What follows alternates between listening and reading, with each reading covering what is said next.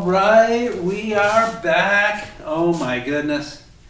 Another week has gone by. Welcome back, you guys. Great to see you. I don't know if you can see, there's a cat at my feet.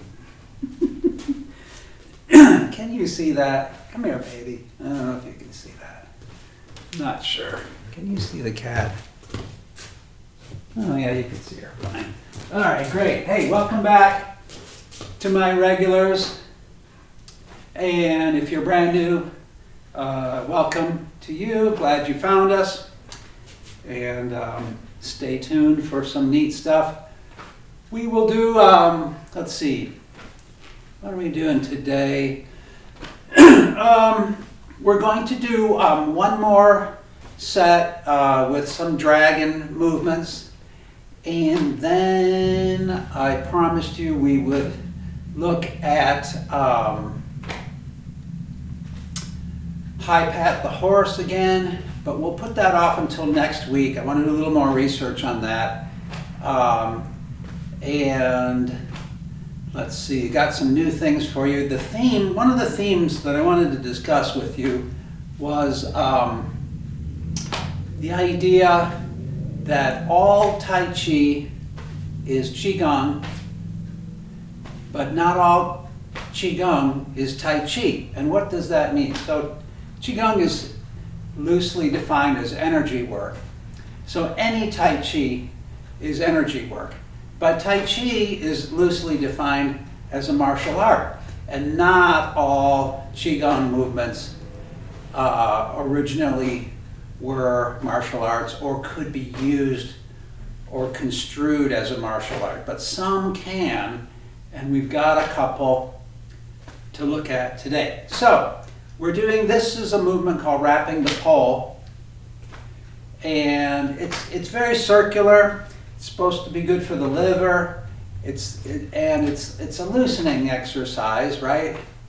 Our arms are super loose. They're never this loose in our form. They're never this loose in Qigong, right? So it's just for loosening. And there are variations. We are not pivoting our feet. We're not pivoting our feet to intensify our twist. If I pivot, then I release that twist, or I release most of the twist, right? But there are, people do pivot their feet to get more movement, so especially shifting. So I might pivot my feet to go over to here, and then there, or I could do the reverse, so here and then here. See how I'm on my back leg now,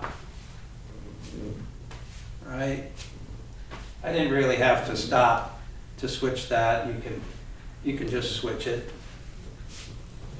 Anyways, so that's not what I wanted to show you. It turns out that Huang Xing Xiang, who is a Grandmaster of White Crane Kung Fu and Yang Style Tai Chi, has a system he calls a five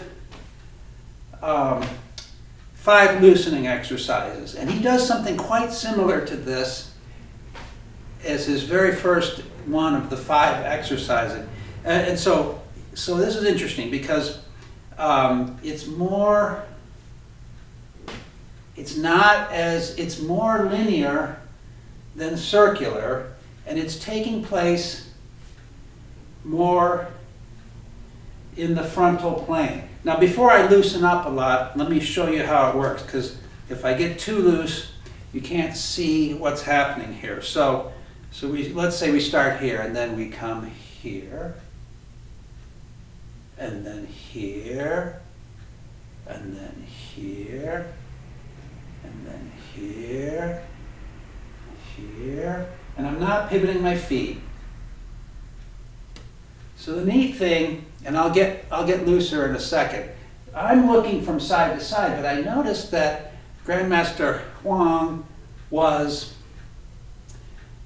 not looking from side to side. He kept his eyes forward. And that would lead me to believe that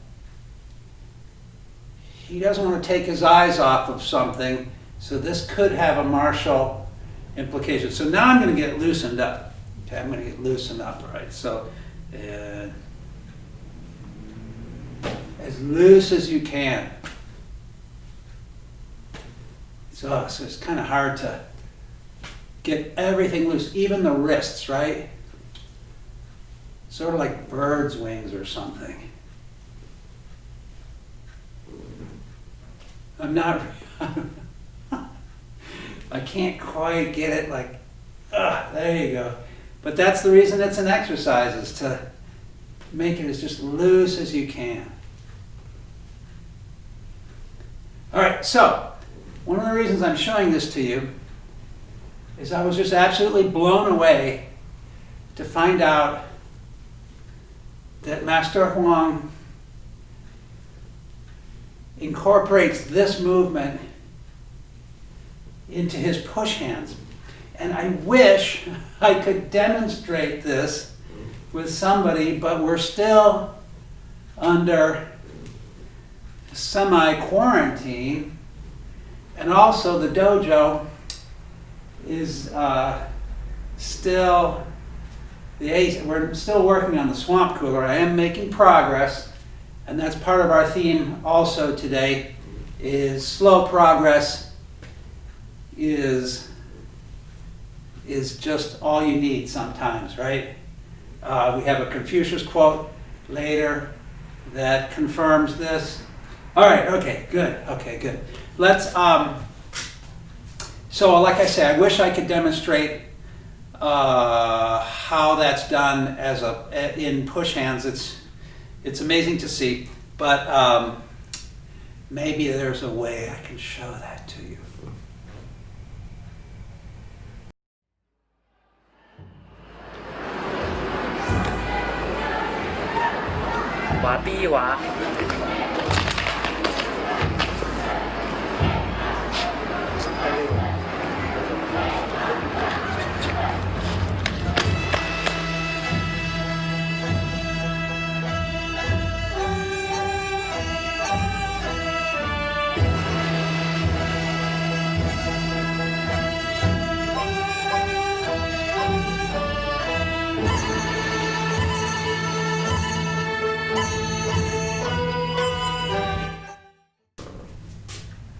And another point about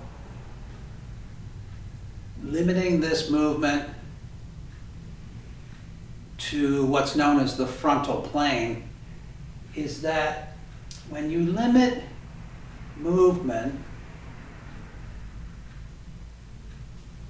when you constrain movement without tension, you increase power, right? The same way when you constrict a hose, the water shoots out faster and further. There's a parallel to electricity, the relationship of amps, ohms, and volts. And I don't, please don't make me explain that, but just, there is. When you push when you constrain electricity, all right, I'm not going to go there. Let's just use the water analogy. Okay, great. Thank you. Okay, so when I constrict this into this, when I took this circular movement and constrained it into this narrow frontal plane, I believe that we intensified the energy. Just wanted to make that point. And again, I wish there was a way I could demonstrate that for you. So let's continue with our warm-ups. Let's roll the shoulders forward, something we do every week.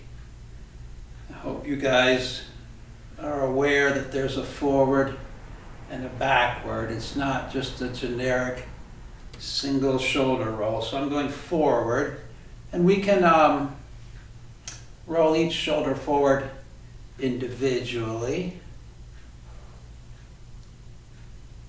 let's save the backward rolling for a moment and then loosen up our neck, okay? Because so far everything in the shoulder is getting very loose. We gotta loosen up our neck. As far as I know, this is not Qigong or Tai Chi, but you know, I learn something new all the time, and you don't know.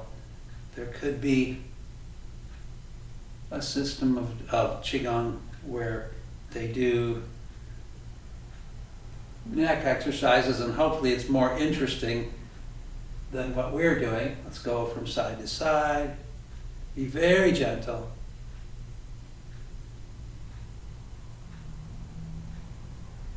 Okay. Look straight ahead.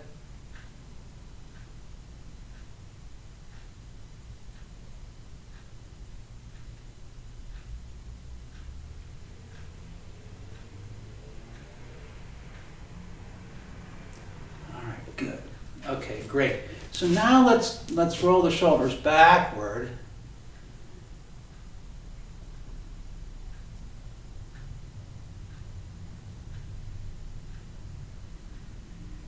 And then go here, so each one individually. And then wouldn't you know, but Grandmaster Huang also has this as one of his loosening exercises. But he lets the arms move freely. Okay, so it would be like something like that. So it's still my shoulders, but it looks like it's my arms, but it's really my shoulders. Kind of got to get the hips moving too. And you know that a Tai Chi master is not going to be as exaggerating like I am. We've discussed this before. I exaggerate so you can really see what I'm doing. But as you get better and better, your movements become more subtle. But as they become more subtle, they're harder to see.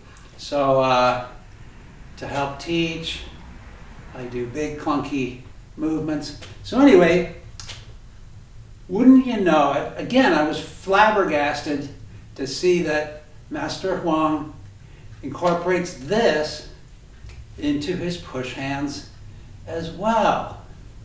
And again, I wish that I could practice this with you guys, but we just can't right now because of COVID.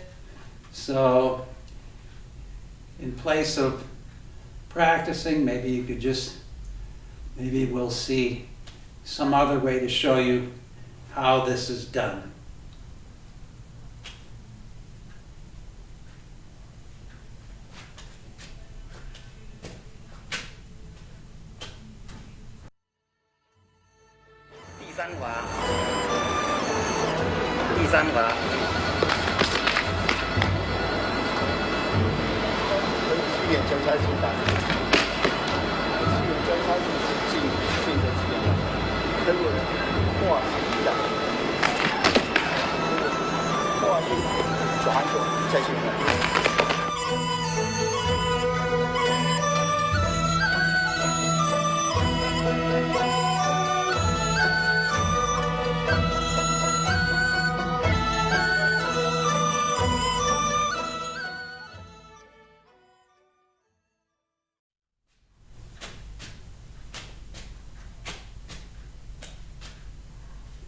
All right, so now we're super loose, and we'll go from loose, I don't want to say tight, but whatever the opposite of the loose is, we'll go into this sort of, well, let's review from last week. Dragon separates the heavens and the earth, because that is about as tightly coiled as I think you can get, and it feels really good. Remember, coiling is not tensing, all right? So we're not tensing, but we're tightly coiling through the fascia, and if you don't make real sharp bends, then Qi can flow very easily through that. It's not tense at all. And so this is the one that I was showing you last week. So we're holding a ball. And so this is my right hand. Orange is always right, at least in this class. Yellow is left. Okay, so you can mirror image me. You don't have to do your right hand. You can just do a mirror image. And you can watch first. So the yellow hand's going to turn down as the right hand comes back and up and over, ending with the palm facing up and the fingers facing forward. And I'm not turning my whole body. I can turn my upper body if I want, and I can look up at my hand if I want. Take a breath. Woo! And then just sort of float that back down. Hold a ball. So I'm trying to make nice rounded movements.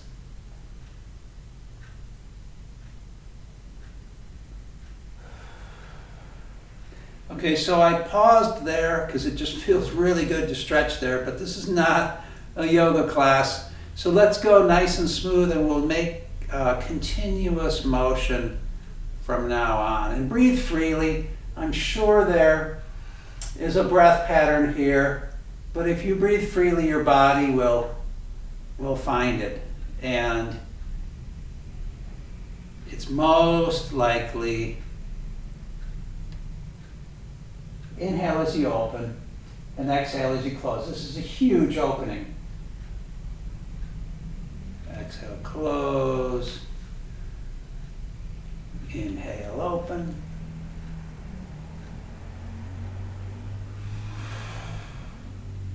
But just breathe freely.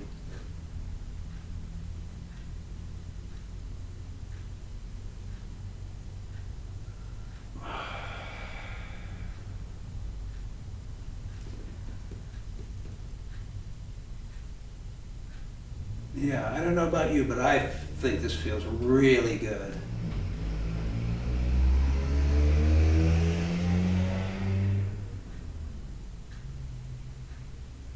Especially because we loosened up first. It's really nice to do this when you're all loosened up.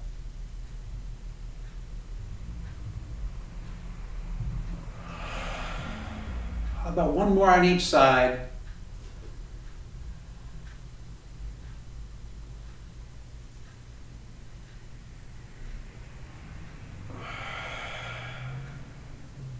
Last one.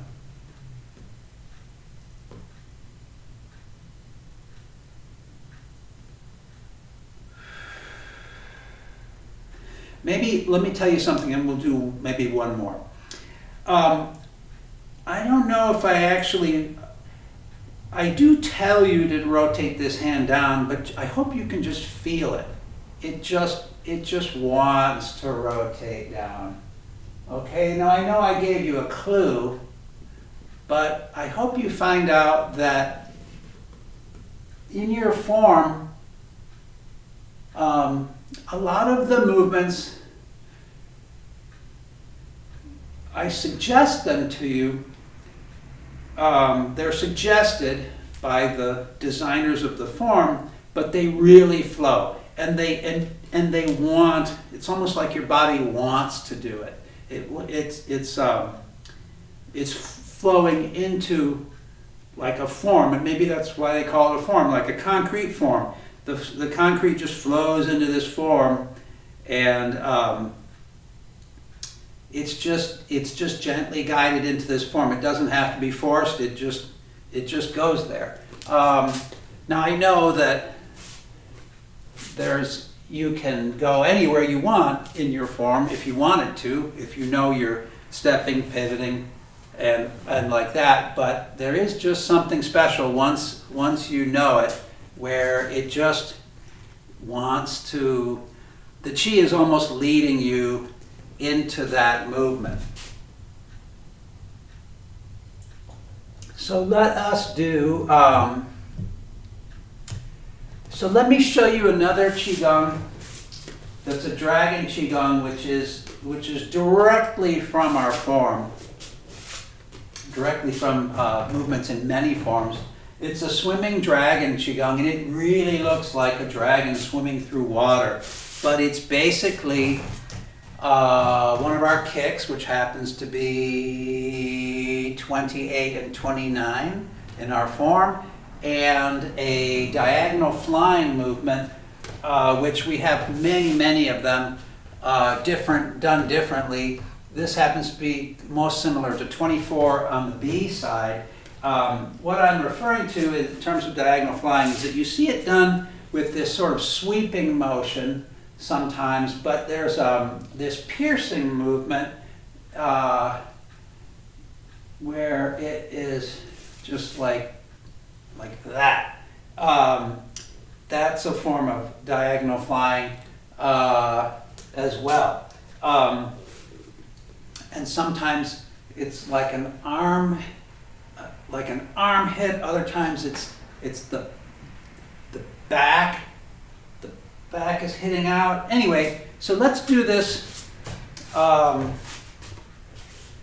And this is only one movement from this swimming dragon series. They go forward, they go backward, they do all sorts of things. But the one that relates closest to our form, which is then the most useful, is as follows. I'll tell you what we're going to do before we do it. We're going to either do a right kick and then a left diagonal flying, or a left kick and a right diagonal flying. And we're going to go from one side to the other. So let's say we start with our right flower blossom kick. So this also is going to be our balance for the day, obviously. Okay, so we call it a flower. It's called a flower blossom kick because everything starts closed. Okay, and if I'm kicking right, we've reviewed this before. If I'm kicking right, my right arm is closer into me, so that if somebody was to grab at me, they can have my left arm. I don't care, because my right arm is going to come out, right? So that'll help you to remember how we put this together. So I come in here. So let's just do it. Okay, so I kick right, set that foot down, pivot that foot so I can step out here, and then diagonal flying. Okay, and then we can kick left. See, my left arm is in close. These are loose fists, which are going to release the moment I kick. Oops, that wasn't that great. And then pivot, step in. Wow, I'm not making this look super great, you guys, but all right, we just do the best we can. Okay, so that was a right diagonal flying. So this will be a left kick. Good. Okay, and then step in. We don't have to do our little flourish, but come into your diagonal flying. So I think you're going to lose me here. I'm just going to do one more. Okay, so that was a right diagonal flying. This is going to be a left kick. Hope you can see me or my feet. You don't have to see my head. Okay, so that was a left kick, so I'm going to turn around, come back the other way with a right. So in our form, what's happened is we'll pause for a second. In our form, our partner has come at us with a front shoulder strike, anywhere to our head, and it's the front of the shoulder. And believe me, people have wondered as we taught this, what the heck? How can you hit somebody with the front of your shoulder? Well, then we saw Conor McGregor in the UFC knock out a guy in a championship fight with the front of his shoulder. So it's potent, right? So anyway, so somebody comes at us with the front of their shoulder, we neutralize and evade. I'm going to just go to the other side. So we sort of neutralize, evade, and then we're looking for a little opening. We're in close quarters. We find this opening and then come in and just sort of pierce through this opening, knocking them off their center, right? So if that's a left diagonal flying, I'm I'm going to set up for a right kick. Hopefully I won't fall on my poor dear cat. If that's a right kick, I'm going to set up for a left diagonal flying. So I find my opening and then just shoot through it, right? So this will be followed by a right kick. Or actually, oh, I'm sorry. If we do it that way, let's see. Yeah, that's okay. So, no, what we need to do then, I think we've done all right diagonal flying. So let's make sure that we do the left diagonal flying. So left diagonal flying, right kick.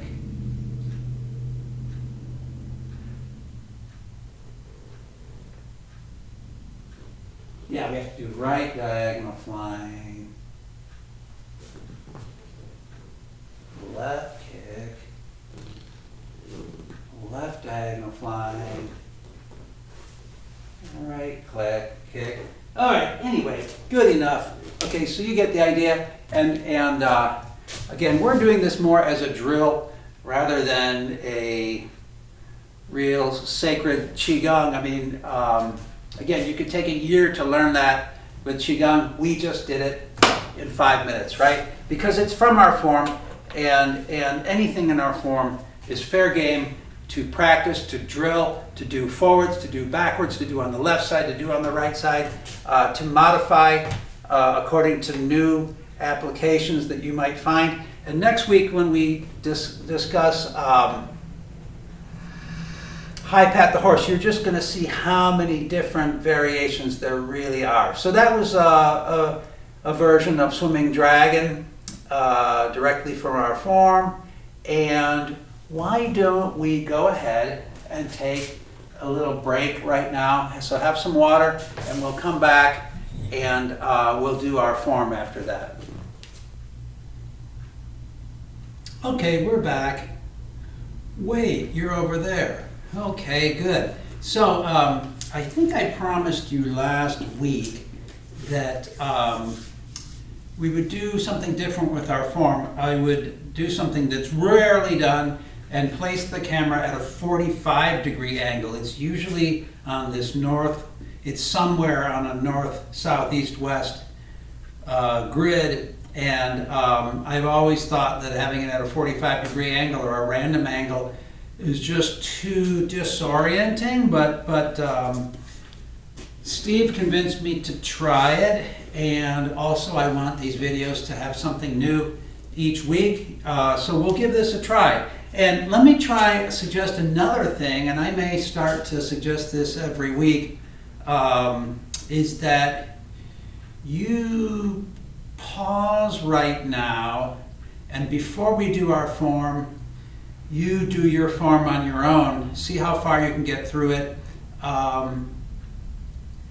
Assuming it's not memorized. If it's not, if you have it memorized, don't worry about it. But even if you have it memorized, try doing the form without the video, and then just think you'll either have big questions or small questions, right? If you don't have it memorized, you'll get up to like the third movement and then you'll have to stop. That'll be great. Then you can turn on the video and you'll see, oh, that's right, I remember now. Or if you have the form memorized, you'll say, I'm not exactly clear on this movement. And it'll give it more meaning when you do it with the video. Then another suggestion would be to just try it. If you just have it almost memorized, you just need a little clue, don't watch the video, just listen to my voice. And that was something that we thought about last week as well, is should I shut up and just maybe have some background music and no speaking, or the opposite of that would be to you just listen to my voice and not be able to see what I'm doing, and just so you get a little coaching, and that's all you get. Regardless, here we go. Hang on. I'm going to start facing east, and if we do this next week, again, I'll face a different direction. So you always get to see a slightly different perspective, because when we were here as a class, back in the old days, you could stand anywhere you wanted. Now you have to, you're stuck with the view that I give you, right? So here we go. All right, this is the A side. Relax completely. Hope you're well hydrated. Meditate a little bit. So this is a strange view for you. I hope my head's not cut off. There's no guarantee that you can see my head right now. I don't know, because I can't see your view. Okay, so shift into your right foot. And then slide the left foot up audibly. Now the left hand comes up only to the height of the chest or the chin. And then slide the right foot through audibly. And the right hand comes through right on your center line. That's white snake darts out its tongue. We're coming into reach up to touch the 7 stars of the Big Dipper. Just enough to slide that left foot up. And then drop the right hand back down to the waist, step the right foot up, and carry hammer. Okay, sink back into your left foot and hold a ball with the left hand on top. This is our white crane. Switch the arms, pivoting the right foot. We're ready for white ape swings through branches. We'll step that left foot up and shift left. Shoulder strike, shift back right, pivoting the left foot around. We're going to step up and over, shifting right, and then shift back left, elbow strikes the heart, shift back right and ring the gong, and then a little step around and a strike your tiger, and then strum the lute. Okay, shift back. Pivot the right foot around as far as you can comfortably. Step the left foot in and back. And inspect horse's mouth. Almost done. Just a half step back with the right foot. Arms come down. Half step back with the left foot. Arms come up on the other side into dragon pose. All our weight's on our left foot. So you could even do a little kick here. All right, we'll stop there. We'll do the B side, and then we'll do the A side again with the transition. So why don't we start the B side? I don't want to face away from you. Start our B side here. Okay, when we go all the way through the transition, I don't care. I'll end up wherever I end up. I don't care if I'm facing you or not. But for now, I'll be sort of facing you. Okay, B side, reset. Relax, shift left, slide that right foot back, shift your weight back, step the left foot back up into dragon pose, entwining, moving right into single whip. Okay, keep moving, step around, strike a tiger right, keep twisting left, step the left foot in and back. This is pull and push, pull. And then push, and then step up, and then a shoulder strike, shift back and pivot the right foot around, draw the bucket from the well. I did that a little fast, sorry you guys. Shift back, hands up at the height of your chest, left palm up, right palm down, pivoting the right foot, step the left foot in and back, little downward push, and then white snake darts out its tongue. And we could stop here, or we could transition back to the A. Let's do that. Okay, 7 stars. Carry hammer.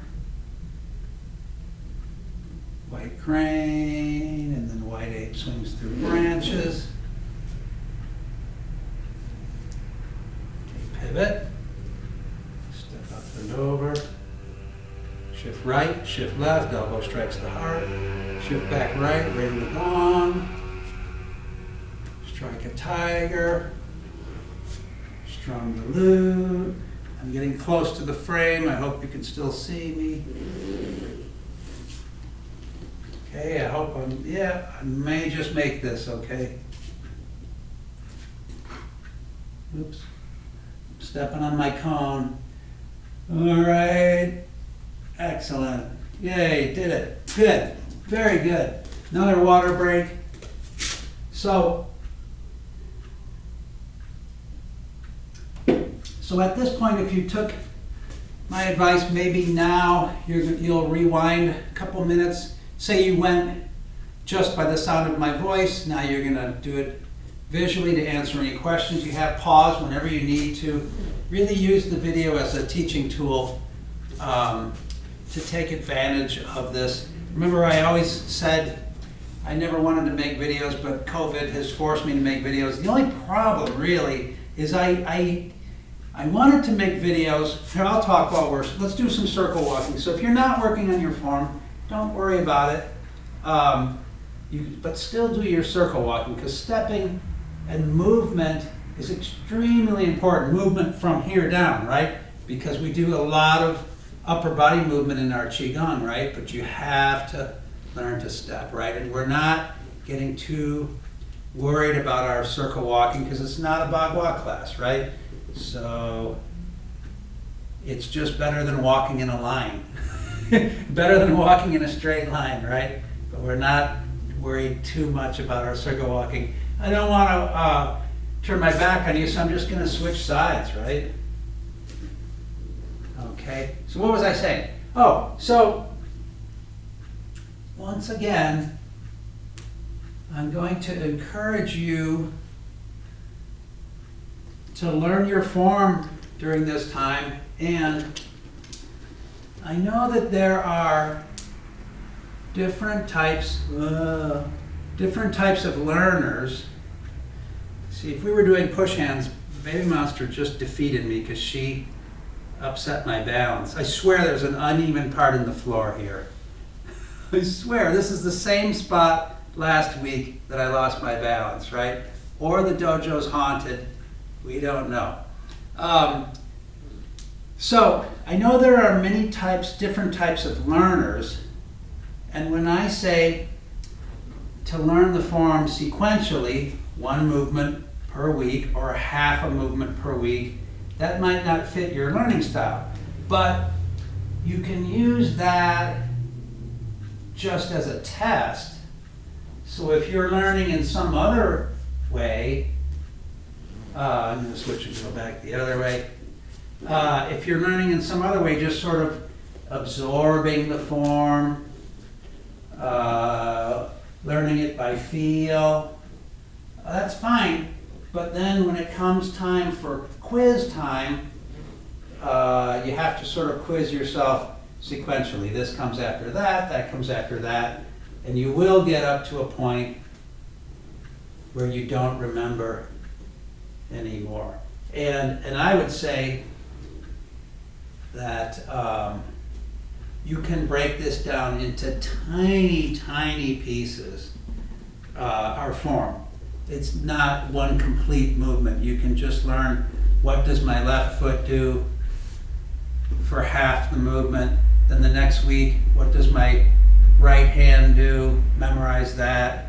As tiny chunks as you want. This relates to our Confucius quote that I will tell you very shortly.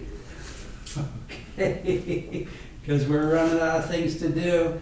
And I've given you enough to do. I've given you plenty to do. Remember this, right? So left kick, and then right diagonal flying, and then a right kick, left diagonal flying. Okay. So let's do one more Qigong. This is a dragon Qigong.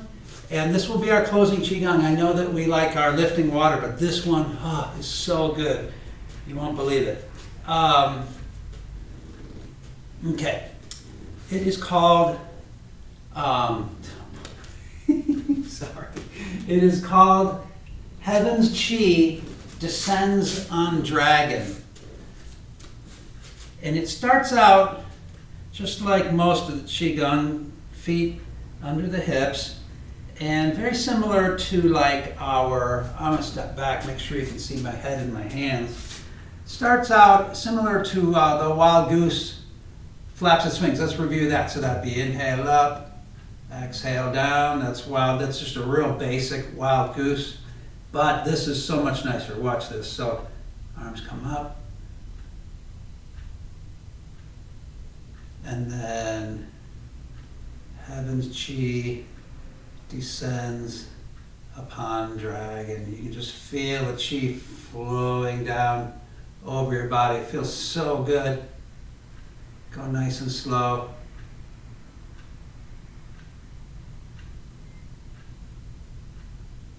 Go really slow. When your hands get down here, they just naturally wrap around to the sides of your body, and then they just twist outward and back up.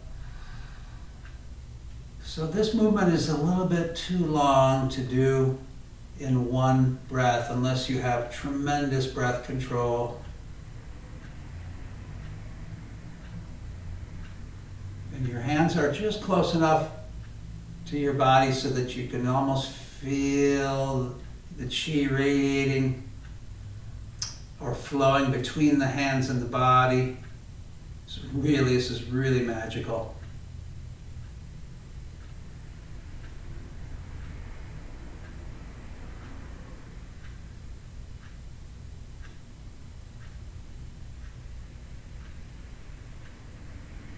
So even if you can't do this all in one breath, you can certainly breathe with the feeling, right? So inhale up and then exhale down as the chi descends over the dragon's body. And you can see these, you're starting to see why the dragon movements are called dragon movements, right? Sort of the winged serpent. Those are the two main influence. The dragon has many animals in it, animal qualities, but the main qualities are similar to a bird, but also the twisting and turning and coiling of the snake, right? So we really get the dragon's wings here.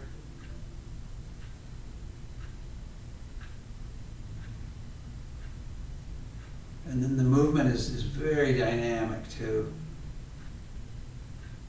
just like a dragon. So you know what? I'm going to do one more of these and I'm not going to say a word, I promise. And then when we're done, we'll just meditate.